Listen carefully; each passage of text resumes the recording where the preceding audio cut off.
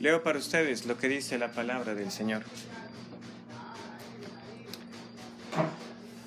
Hizo además Jesús muchas otras señales en presencia de sus discípulos, las cuales no están escritas en este libro.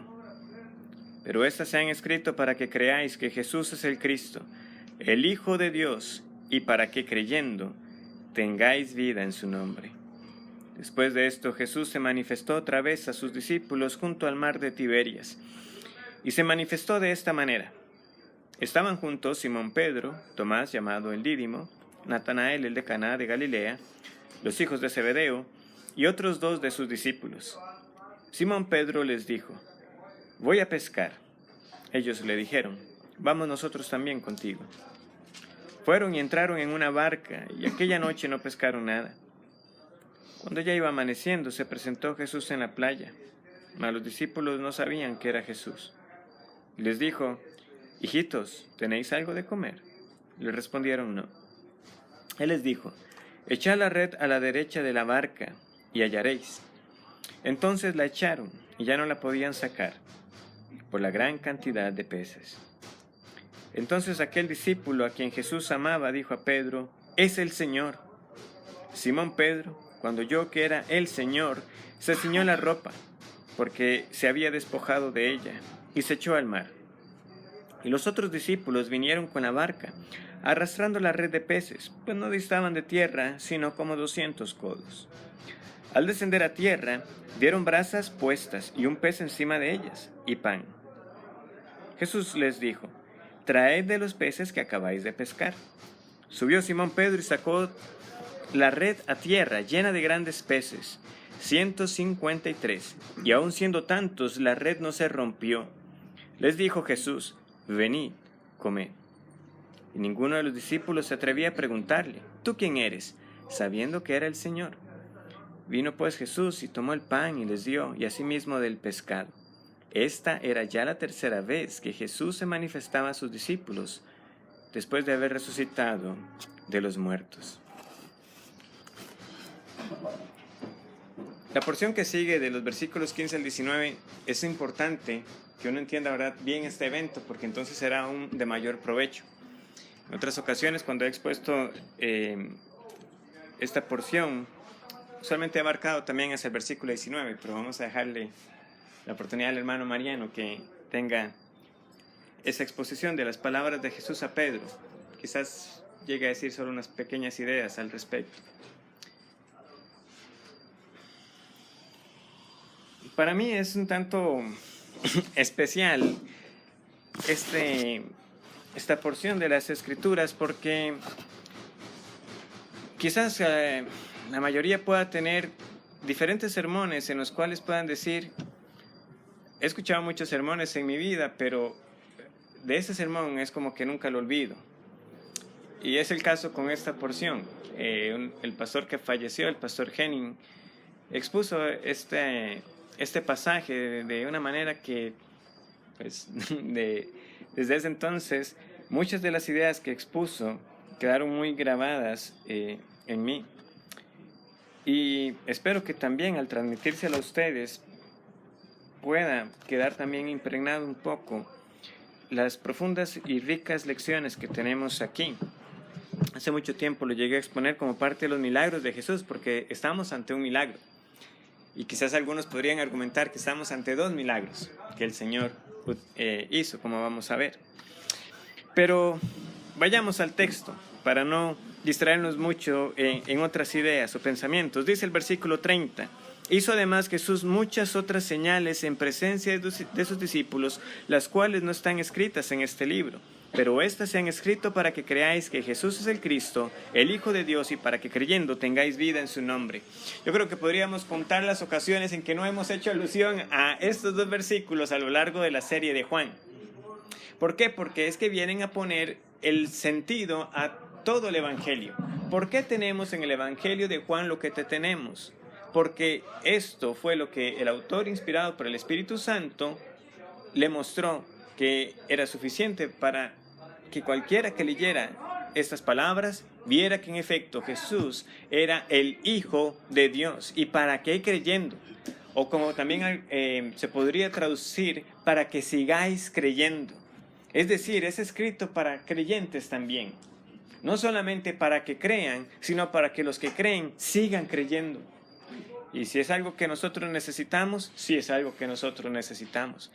Creemos, pero necesitamos seguir creyendo que Jesús es el Hijo de Dios, que Jesús es nuestro único Señor y Salvador. Porque en el transcurso de la vida cristiana vendrán pruebas que justamente ameritarán que nuestra fe sea examinada. ¿Cuál es el fundamento de nuestra fe? ¿Fue algo que yo hice? ¿Fue una decisión? ¿Es algo que yo mantengo meramente por mis propias fuerzas? No. Soy salvo por la única y sencilla razón que he creído en un Salvador que es poderoso, el Señor Jesucristo. Su salvación es tal que me salva, me salvó, me salva y me salvará. No me deja como me encontró. Y apropiadamente, esto se puede ver como la conclusión del Evangelio de Juan. Sin embargo, vemos que el capítulo 21 dice, después de estas cosas. ¿Qué pasó? Hay un debate, no voy a decir que tampoco es el debate intenso, ¿verdad? Sencillamente se abren las posibilidades, donde algunos entienden que Juan, el evangelista, concluyó precisamente en el versículo 31 y que los cercanos a él añadieron el capítulo 21 como ese epílogo que creyeron necesario para cerrar algunos hilos o algunos puntos que eran importantes, que, como les digo, no voy a entrar hoy en los detalles. Cuando finalicemos el Evangelio de Juan, al estudiar la porción de los versículos 20 al 25, será todavía más claro porque algunos se inclinan por esa postura. Ahora, cuando digo eso, claramente estamos claros de que no estamos nosotros jamás abriendo la posibilidad de que lo que tenemos en el capítulo 21 de Juan no sea palabra inspirada por Dios. Sigue siendo la palabra inspirada por el Espíritu Santo. Porque el Evangelio de Juan siempre ha estado con el capítulo 21. O sea, eso que no les quede la menor duda. Eso siempre ha sido así. El asunto es, después fue la iglesia de Éfeso, donde se entiende que Juan también estuvo, quienes entendieron apropiado concluir con este epílogo para el libro, o fue el mismo Juan, lo cual tampoco sería nada extraño que también él mismo dijera, después de haber cerrado el libro, que dijera, y aquí unas notas adicionales para contestar algunas preguntas que algunos tienen. Por ejemplo, una de las más grandes que contesta esa porción, ¿y qué fue de Pedro después de que traicionó al Señor Jesucristo? Y ciertamente el Señor se le aparece a Pedro, pero este hombre que luego llega a tener un papel prominente en la iglesia, simplemente siguió así sirviendo al Señor después de haber pecado tan gravemente. Eso hubiera sido una acusación que muchos hubieran tenido. Pero aquí vemos cómo el Señor restaura a Pedro. Y es hermoso cómo lo hace. Por eso les digo, la primera parte de esa restauración ocurre aquí.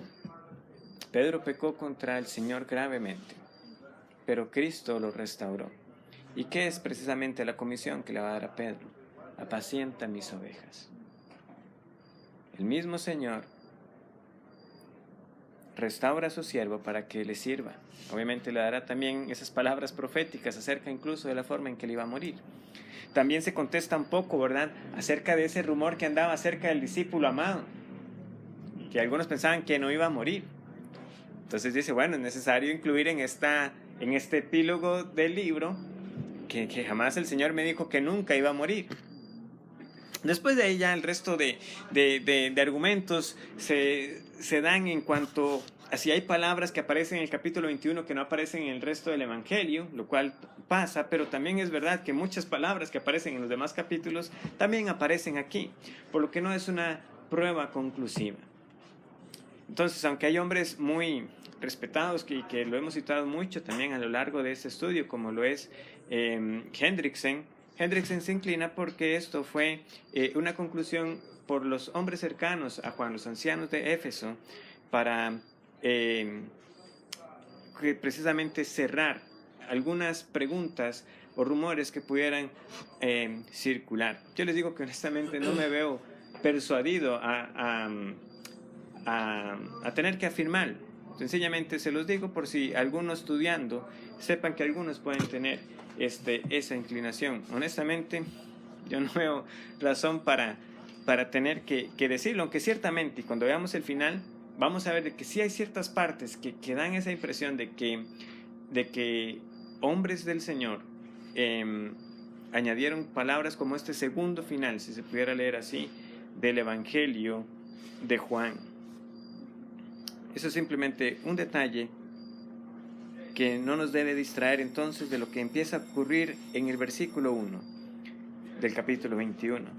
Recordemos que el gran propósito ha sido dicho. Esto está escrito para que ustedes crean que Jesús es el Cristo. Y a partir del 21, entonces, bueno, veamos qué sucedió también con estos hombres. Se nos dice que Jesús se manifestó otra vez. Claramente, entonces, nos está hablando de otra aparición de Cristo. De hecho, en el versículo 14 nos dice que es la tercera aparición. No la tercera aparición en general de Jesús, sino la tercera aparición a sus discípulos, porque Jesús ya ha aparecido más de 3 veces, ¿verdad? Si llevamos nosotros la cuenta, sabemos que es más de 3 veces. Sabemos que es la tercera a los discípulos, como bien lo dice, ¿verdad? ¿Cuáles son las que nos ha dicho Juan? La primera cuando no estuvo Tomás, la segunda cuando estuvo Tomás y ahora esta que es la tercera. Entonces vemos que en efecto, solamente aquí en el Evangelio de Juan, entre el capítulo 20 y 21, tenemos muchas manifestaciones de Jesús ya resucitado. Y esta entonces es una más de esas que se nos añade. Ahora, llama la atención entonces que los discípulos no están en Jerusalén. Ellos regresan por un momento a este mar de Galilea y luego volverán a Jerusalén como el Señor les instruyó, que ahí esperaran para que la promesa del Espíritu Santo se cumpliera. Ahora, recordemos que en el versículo 22 del capítulo 20 Jesús les sopló como dándoles el anticipo de lo que iba a ocurrir. Recordemos que ellos todavía no habían sido sellados con el Espíritu Santo. Eso iba a ocurrir hasta Pentecostés. Entonces, por eso el cuadro a muchos les llama la atención. ¿Qué hacían los discípulos ahí? Bueno, aquí también les puedo decir que, de nuevo, muchos empiezan a decir, ¿qué pudieron haber hecho los discípulos ahí? Bueno, por un lado hay que reconocer de que había que seguir trabajando. Que yo creo que, al final de cuentas, no hay que ser tan duro con los discípulos porque había que comer. Y precisamente el oficio de ellos era ser pescadores. Entre tanto venía la promesa, igualmente tenían que buscar su sostenimiento. Y ellos estaban trabajando. Pero como les digo, la inclinación de muchos cuando leemos esto es pensar como, qué bárbaros, han visto al Señor Jesús resucitado, les ha dicho que va a venir el Espíritu Santo. Y sí, y mientras venía, ¿qué iban a hacer? Entonces, es cierto que no deja de llamar la atención de que sí, el Jesús les dijo, ustedes van a ser pescadores de hombres, y que esto algunos lo pudieran ver como un retroceso, el hecho de volver a la pesca habitual, a la que ellos conocían. Pero cuando ya uno analiza, por decirlo así, más en frío, hace mucho sentido que ellos tuvieran que hacer algo por mientras, para el sostenimiento, para alimentarse. Entonces, instrucción de Pedro cuando les dice que voy a pescar es como él invitándolos a ir, o sea, me acompañen, porque este era el oficio que ellos tenían. Se nos dice que estaban Simón Pedro, Tomás, ¿verdad? Que ya aprendimos un poco más acerca de la vida de este hombre en el estudio anterior. Natanael, que se nos dice ahora que él era de Caná de Galilea, los hijos de Zebedeo, ¿verdad? Que son Juan y su hermano Jacobo, y que ven cómo está escrito, ¿verdad? No está hablando como él, ¿no? Y yo, mi hermano, y entonces, uno de esos puntos que algunos dan. Y otros 2 de sus discípulos que no se nombran. ¿Quiénes fueron? De nuevo, no hay ninguna evidencia en el texto que nos pudiera tan siquiera dar una pista de quiénes eran estos 2. No trasciende y simplemente sabemos que eran 2 de este grupo original de los 12. Entonces Pedro los invita a ir a pescar con ellos y ellos le dicen, bueno, vamos nosotros también contigo. Fueron y entraron en una barca y aquella noche no pescaron nada. Esto entonces ya empieza a parecerse precisamente a aquel evento que se nos narra en el Evangelio de Lucas. Hombres pescadores que pasaron la noche, expertos en pescar. ¿Y cuánto pescaron? Nada. No les fue muy bien. Esa parte yo la puedo entender. Tampoco he pescado. Entonces, cuando ya iba amaneciendo, se presentó Jesús en la playa, mas los Jesús no sabían que era Jesús. ¿Por qué no sabían que era Jesús? Ya hemos visto muchas de estas cosas. Por eso ven que en este epílogo se nos está haciendo como una recapitulación, pero gracias al Señor nos ha ido enseñando para irnos alejando un poco de a veces de esas cosas que hemos escuchado tantas veces, pero que cuando ya uno estudia el texto ve que realmente no hay razón para ponerse a inventar mucho. ¿Por qué no le reconocieron? Bueno, porque sencillamente Jesús ocultó su presencia de ellos. La distancia a la que estaban era como unos 100 metros, que son los 200 codos que se nos mencionan en el versículo 8. Entonces la distancia no era muy grande. 100 metros realmente uno podría llegar a reconocer a alguien. Pero entonces algunos, ¿verdad? Entonces dicen, no, es que eso era porque por la hora, como estaba amaneciendo, quizás el cansancio. El pasaje no nos dice nada de eso. Sencillamente no lo reconocieron. Y de nuevo uno siempre puede tener presente a quienes, a los dos discípulos que iban camino de Emaús. Lo tenían a la par y no sabían que era Jesús. Entonces el que estuviera a 100 metros tampoco iba a hacer mayor diferencia. No lo reconocieron. Vean que Él les puede hablar desde esa distancia y le escucharon. Entonces vemos que era la voluntad del Señor el presentarse, pero que de cierto modo no le reconocieran. ¿Cómo era esto? De nuevo, nosotros no tenemos la suficiente información para poder afirmar algo categóricamente, como para de nuevo cuidarnos de decir de que era que el cuerpo resucitado tenía algunas propiedades especiales o cosas así. No, basta con saber de que el Señor Jesús, precisamente también porque no era solamente hombre, sino también es Dios, podía ocultar su presencia de ellos para que no le reconocieran, ni aun cuando hablaban. Entonces sabemos que los discípulos no estaban conscientes de que era Jesús. Y Él les dice, hijitos, ¿tenéis algo de comer? Obviamente no tenían nada que comer, nada habían pescado. Él les dijo, echad la red a la derecha de la barca y hallaréis. Entonces la echaron y ya no la podían sacar por la gran cantidad de peces. Esto es impresionante, porque está aquí un extraño y ellos, hombres de pesca, y le hacen caso a alguien y la echan. O sea, hay algo en la forma en que Jesús se los dijo que los llamó a la obediencia. Porque de nuevo, si nosotros nos ponemos en nuestro lugar, usted sabe, en su oficio, en lo que usted sabe hacer, y hay algo que usted no le está saliendo y le viene usted un desconocido y le dice, ¿por qué no lo hace así? ¿Usted qué sabe esto? ¿Usted quién es para venirme a decir cómo tengo que hacer mi trabajo? Pero estos hombres no cuestionaron, hicieron caso. Echen al lado derecho. Es esto entonces lo que hace, ¿verdad?, que el discípulo a quien Jesús amaba, Juan, ¿verdad?, hace la conexión. Este es el patrón que a veces se nos muestra, ¿verdad?, en las Escrituras. Pedro, el que actúa primero, pero Juan, que entiende antes. Juan entiende antes, pero Pedro es el que actúa siempre también con esa proactividad, por decirlo así. Entonces Juan sí hace la conexión. Un momento, esto que está pasando aquí, ya lo hemos vivido. ¿Quién fue? ¿Quién fue? Vamos entonces a Lucas 5. ¿O quién más podría ser? Es lo que quiero decir. Es lo que Juan entiende cuando va a exclamar a los demás. Es Jesús, es el Señor. Dice así Lucas capítulo 5.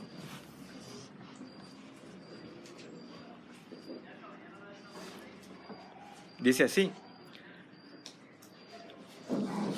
Y notemos lo siguiente. Este milagro no se narra en Juan, pero da por un hecho de que las personas deben conocerlo, ¿verdad? Dice así. Aconteció que estando Jesús junto al lago de Genezaret, el gentío se agolpaba sobre él para oír la palabra de Dios. Y vio dos barcas que estaban cerca de la orilla del lago, y los pescadores, habiendo descendido de ellas, lavaban sus redes. Y entrando en una de aquellas barcas, la cual era de Simón, le rogó que la apartase de tierra un poco, y sentándose, enseñaba desde la barca a la multitud. Cuando terminó de hablar, dijo a Simón, boga mar adentro, es decir, que se metiera más, y echad vuestras redes para pescar. Respondiendo Simón le dijo, Maestro, toda la noche hemos estado trabajando, y nada hemos pescado, mas en tu palabra echaré la red. Y habiéndolo hecho, encerraron gran cantidad de peces, y su red se rompía. Entonces hicieron señas a los compañeros que estaban en la otra barca para que viniesen a ayudarles. Y vinieron y llenaron ambas barcas de tal manera que se hundían.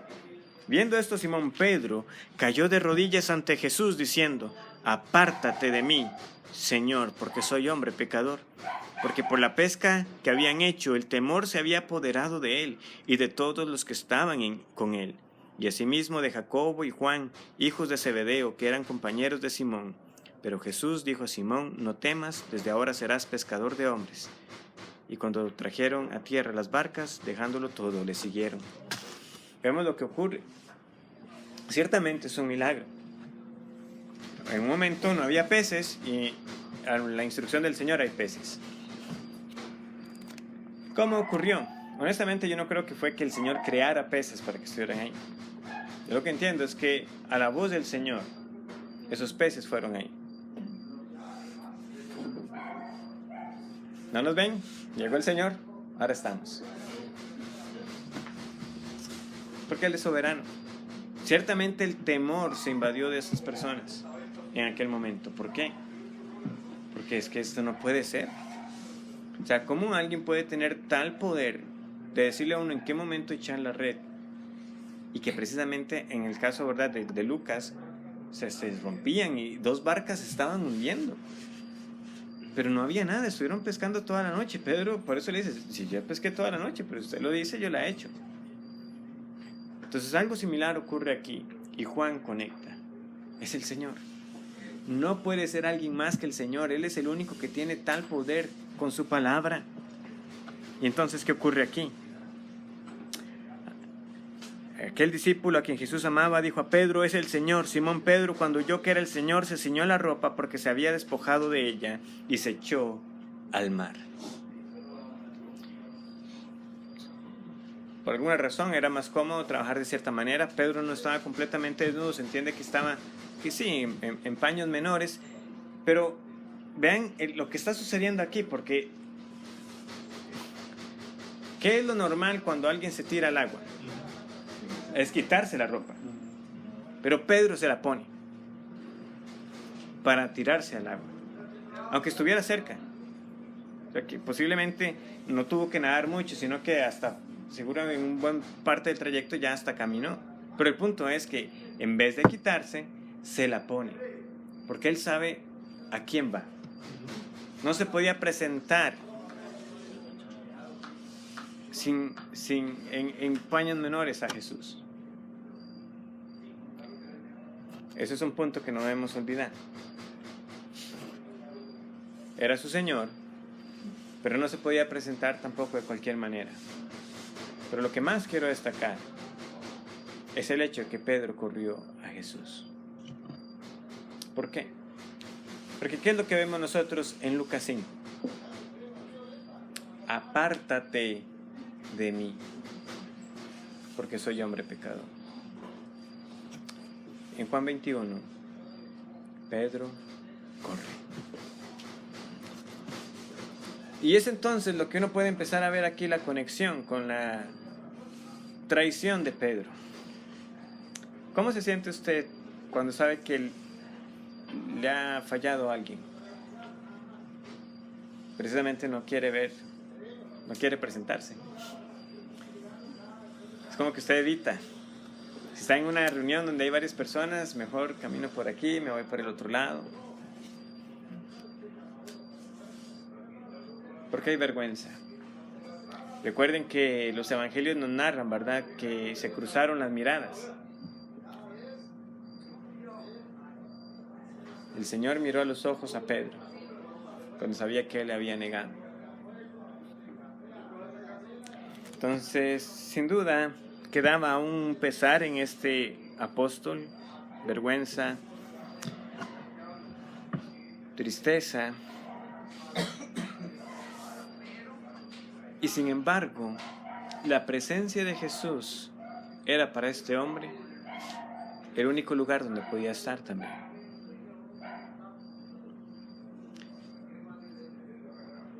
Ya no era para rechazarle. En su momento él le dijo: apártate de mí, que soy hombre pecador. Pero el Señor le recibió así de pecador como era. ¿Para qué? Para hacerlo un nuevo hombre. Ahora serás pescador de hombres. Precisamente cuando el pecado llega a la vida del cristiano, muchas veces nosotros lo que buscamos es como huir, por decirlo así, neciamente, de la presencia de Dios.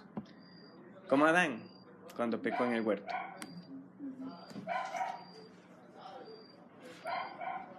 Pero si uno como creyente recuerda quién es Jesús, Jesús es el único lugar al que usted puede ir cuando ha pecado.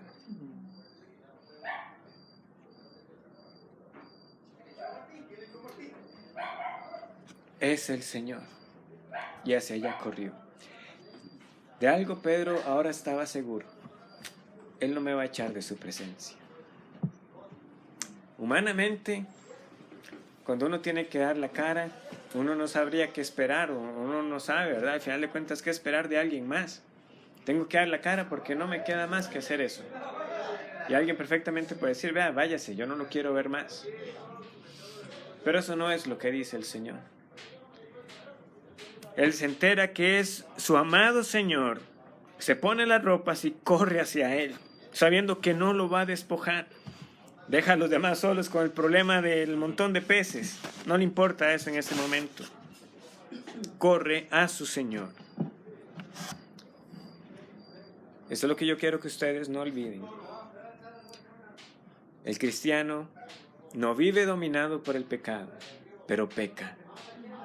Y cuando pecamos, el único lugar al que podemos acudir es al mismo Señor que hemos ofendido. Y Él no nos echará de su presencia.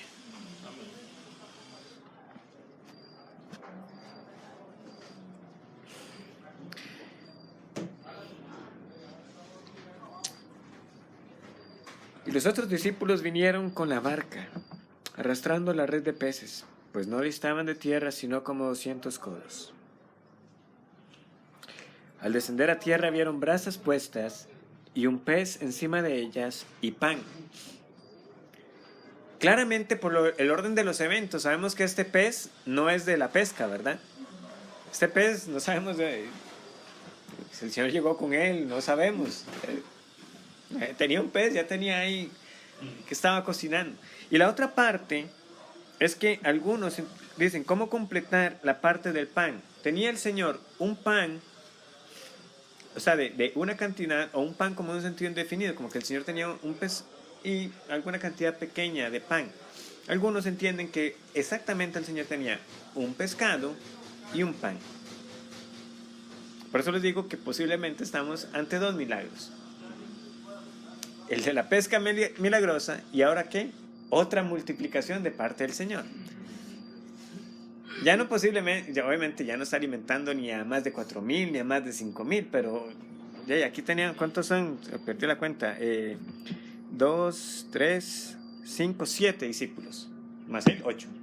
Que sabemos que el Señor come, ¿verdad? Porque le ofrecieron en Lucas y él comió, ¿verdad? Lo que le ofrecieron.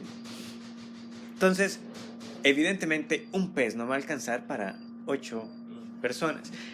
El Señor, porque ciertamente les dice, traed de los pescados que acabáis de pescar, pero obviamente por más fogata que tuviera el Señor, esos peces no iban a quedar listos en ese momento, sino que leemos nosotros que Él los invita a comer ahí mismo y les partió y les dio.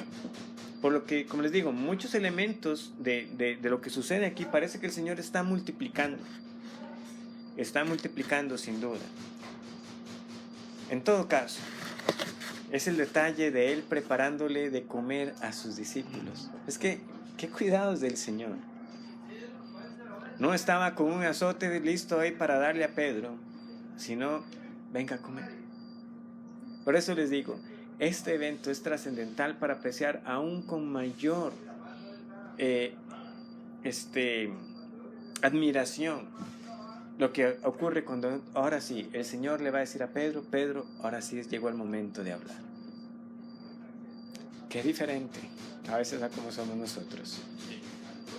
Somos los ofendidos y lo primero que queremos es que venga esta persona porque tengo sus dos verdades que decirle. Pero no. viene a mí corriendo. Claro, Pedro, venga conmigo, siéntese, comamos, compartamos. Pero, y ahora sí, llegó el momento de hablar. Las palabras ya las estudiaremos. Pero vean cómo el Señor actúa. Porque esto es lo otro que también quiero que recordemos. Así como Jesús es ese refugio para el pecador, nosotros debemos ser un refugio para nuestros hermanos. Debemos aprender del Señor Jesús cómo trató con los que cayeron, cómo trató con los débiles, cómo trató contra aquel que me ha ofendido. Con ternura, con misericordia, no con desprecio, no con rencor, no con desquite.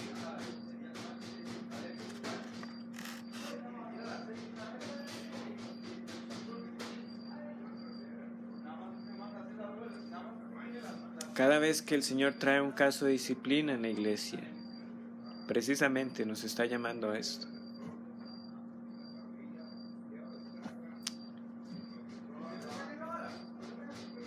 A que el hermano que ha pecado entienda que puede hallar en mí a alguien también al que se puede acercar. Yo se los digo y obviamente estoy hablando primeramente, aunque este es un estudio bíblico, pero hay miembros presentes, miembros de la iglesia. La iglesia de los Lagos tiene que ser un lugar donde el pecador se sienta seguro. No porque el pecado no se le va a denunciar, no porque no se le va a decir que lo que ha hecho es pecado, sino porque sabe que ahí puede acudir, porque ahí se le va a llevar a Jesús. Una de las grandes cosas, por decirlo así, yo sé que al hermano Mariano no le gusta la palabra tensión, pero esas tensiones en las que yo me debato a veces, sí, la iglesia y el culto tiene que ser de tal manera que se vea que estamos adorando a Dios, reverente al Señor, pero a la vez tiene que ser un lugar cálido para que una persona ahí pueda decir, yo puedo entrar ahí, sin importar cómo sea. Cuando digo eso, obviamente no estoy imaginándome para el caso hipotético, y pastor, ¿y qué pasa si entra una persona súper mal vestida? Y no, o sea, lo que estoy diciendo es, podría entrar alguien que, en vez de decir, es que es evidente que si yo entrara, todo el mundo va a reconocer que mi estilo de vida es pecaminoso, pero podría entrar yo ahí y saber que me van a recibir. Hay testimonios que precisamente hablan un poco eso de la iglesia, y yo doy gracias al Señor por ello, pero yo estoy seguro que podemos hacerlo todavía mejor. Yo entré aquí y me sentí bienvenido, recibido. Me preguntaron cómo estaba. Pero debemos pensar eso. Yo no estoy diciendo si el Señor en algún momento, y si llegara a entrar 2 hombres o 2 mujeres, y uno dice claramente, ellos son más que amigos, pero podrían entrar ahí y saber de que uno podría tratarlos igualmente con respeto como personas, pero sabiendo que podemos decirles, ustedes están pecando contra el Señor, pero hay perdón. Entre y escuche. Voy a poner un ejemplo. El asunto es que es así. Si yo he conocido el perdón del Señor, si yo puedo decir, es que esta es mi experiencia, yo he ofendido al Señor y Él ha tratado conmigo de tal manera que sabiendo que le he ofendido, voy a Él en oración y me escucha y me restaura. Voy a su palabra y me da bendición en su palabra. ¿Cómo no voy yo a tratar de la misma manera con aquel que ha pecado contra mí? De nuevo, humanamente, Pedro tenía todos los números para que el Señor le hubiera tratado de manera distinta. Pero Jesús, aunque hombre, no era cualquier hombre, no era como nosotros.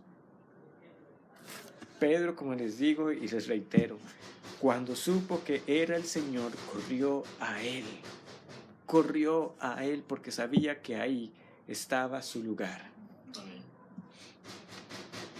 Nosotros debemos comportarnos de tal manera que los demás puedan encontrar en nosotros también a alguien que los va a llevar a Jesús, y no simplemente las palabras de juicio y desprecio.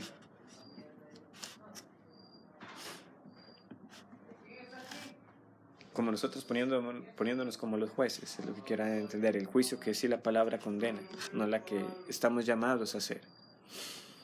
Hay otros detalles del pasaje que simplemente los comento para cumplir con la exposición. Se nos dice que fueron 153 peces, ¿verdad? De ese número, bueno, algunos han sacado cada cosa, como comentan algunos. Resulta que existía un documento antiguo que enumeraba las especies conocidas de peces, y entonces alguien decía, fueron 153 porque en esa red había un ejemplar de cada especie conocida. Lo que pasa es que realmente la obra original era 157. Entonces, no, sería extraño que eso hubiera sido. Y muy raro, ¿verdad? Que alguien piense que eso... bueno, eso llegaron a decir. Algunos uno que me da mucha gracia, porque Hendrickson dice, bueno, algunos han dicho que resulta que 153 es el resultado de sumar los números del 1 al 17. Y dice, ¿y qué? O sea, yo no sé. Yo no sé tampoco. Y que gana uno con eso, ¿verdad? Y usted suma los números del 1 al 17 y la 153, pues qué bien. O sea, yo no sé qué hacer con ese número. Otro decía que era que 100 para los gentiles, 50 para los judíos y 3 de la Trinidad. O sea, como les digo, yo no sé. O sea, de verdad, porque a veces somos así. Vemos números y queremos ahí sacarle algo. Yo creo que la razón está muy clara en el pasaje. Y aún siendo tantos, la red no se rompía. ¿Quieres saber cuántos peces fueron? Bueno, fueron 153. De nuevo, no se imaginen ahí unas sardinitas, ¿verdad? O sea, lo que está diciendo, posiblemente peces muy grandes y la red no se rompió, que sí fue lo que pasó en Lucas. Eso es lo mismo del Señor, o sea, evitó que esa red se rompiera. Entonces yo creo que el número simplemente está dado para darnos a entender, vean cuántos peces fueron y la red no se rompió. O sea, para no cuestionar. El Señor sabía con exactitud cuántos llamó la red, ¿verdad? Sí, también, pero yo creo que aquí nos dice que, bueno, no se nos indica bien cómo los contaron, en qué momento. El asunto es que el dato se nos da a nosotros y ahí está. Finalmente, como les decía, el pasaje nos confirma que era la tercera vez que Jesús se manifestaba a sus discípulos después de haber resucitado de los muertos. Quiera el Señor, entonces, con lo que hoy hemos visto, que precisamente nosotros no solamente hemos instado a lo largo del Evangelio de Juan a un creer intelectual. Sí, aquí están los argumentos 1, 2 y 3 para que usted crea que Jesús es el Hijo de Dios, sino qué produce o qué ha producido en su vida el saber que Jesús es el Hijo de Dios. Y esto se traduce que en la vida diaria, constantemente yo estoy yendo a Cristo una y otra vez, a pesar de mis constantes también pecados contra Él. No somos perfectos, pero el Señor nos está perfeccionando. Y con el paso del tiempo, esta experiencia de Pedro será mucho más cercana a nosotros de lo que imaginamos.